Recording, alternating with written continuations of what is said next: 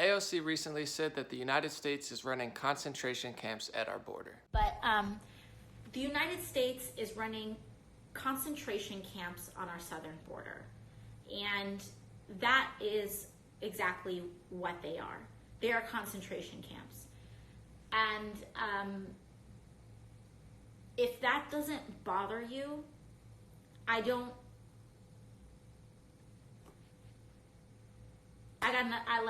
we can have, okay, whatever. I want to talk to the people. The worst part about this narrative that's being parroted by late night hosts, celebrities, musicians, and many politicians is that it covers up and promotes one of the biggest tragedies on the human race today: human trafficking. It's estimated that it's a $32 billion a year industry. It's on the rise and is in all 50 states. 4.5 million trafficked persons in the US are sexually exploited, and up to 300,000 Americans under 18 are lured into commercial sex trade every year. It came out a few years ago that an investigation and a report found that up to 80% of young women and girls coming from Central America are sexually assaulted among the way. HumanTraffickingSearch.org finds that nearly 70% of migrants traveling north to the United States are victims of violence. It's obvious, human trafficking is real. Many young girls suffer getting human trafficked into the United States. And that, among other things, is one of the biggest issues that nobody ever wants to talk about. So why does this narrative being pushed by modern day liberals, although I once would consider myself a liberal, but not how these people are acting, why won't they talk about it? How come in the most liberal areas you have the #1 poverty, highest income taxes on citizens who are working, and a homelessness problem that is literally getting worse than third world countries? Yet they continuously just want to talk about the border in a very dishonest light and act like they have some sort of moral high ground because they're using women and children as a scapegoat for their own political agenda. Meanwhile, their political agenda and their reporting, which constantly promotes coming to the United States illegally, is actually promoting more human trafficking, more sexual assault, more rape, and the numbers show. Even the New York Times reported this year that the border was at a breaking point. More than 76,000 unauthorized migrants cross in a month. But it's getting even worse. The Washington Post recently reported that arrests along Mexico border surged again in May, blowing past that breaking point.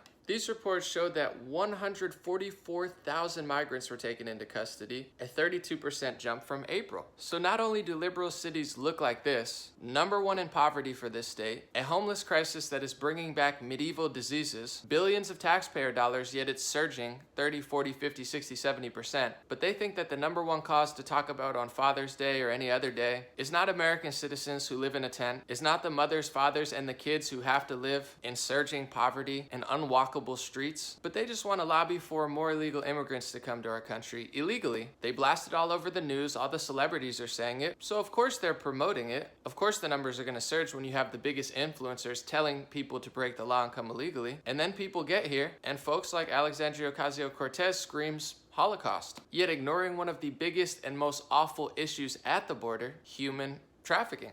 Well, they don't want to talk about that. It would ruin their entire narrative, and then you'd realize that they don't have the moral high ground. If they showed you what a lot of their cities look like and their districts look like, of course they wouldn't have the moral high ground. If they told you that their states were the highest taxed, yet had the most poverty, of course they wouldn't have the moral high ground. But this isn't about being honest and telling all sides of the story. For them, it's about gaining more votes, gaining more power, gaining more social control, and dehumanizing anybody who disagrees with them. Although a lot of these same politicians sounded even harsher than Trump towards illegal immigration just a few years ago. I think the American people, they appreciate and believe in immigration, but they can't have a situation where you just have 500,000 people pouring over the border without any kind of mechanism to control it. What's going to happen is you are going to pay a significant fine. You are going to learn English. You are going to go to the back of the line so that you don't get ahead of somebody who was in Mexico City applying legally. Things we do on the border is turn people back. You don't catch them after they cross the border. They get up to the border and we find them and say, go home. Fewer illegal immigrants, higher GDP, more jobs, reduced deficit. Who could oppose that? I don't know of anybody, Madam President, if they care about America. We know that keeping our borders safe from dangerous gang members, drug dealers, and human traffickers. So yes, we do have a crisis at the border. More and more people are coming.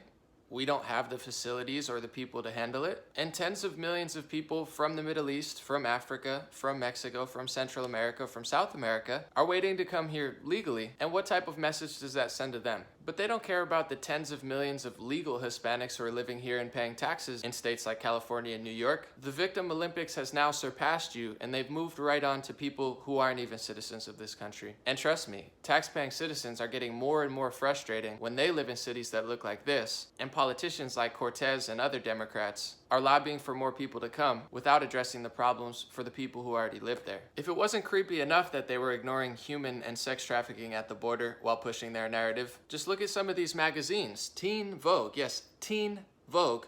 Yes, sex work is real work. Nothing says I love women and children more than you do, like pushing sex work onto your teenage demographic. Or this gem from Huffington Post Canada. Kids can handle the kink at pride parades, families say, with a picture of a kid who looks like he's no more than 8-9 years old. So I guess the new mainstream liberal position is ignoring sex and human trafficking at the border while pushing really creepy child sex narratives in your publications, pointing the finger at Trump and saying anybody who disagrees with you is awful, a terrible person, and you hate Hispanics or children. I'm sorry, but you no longer have the moral high ground.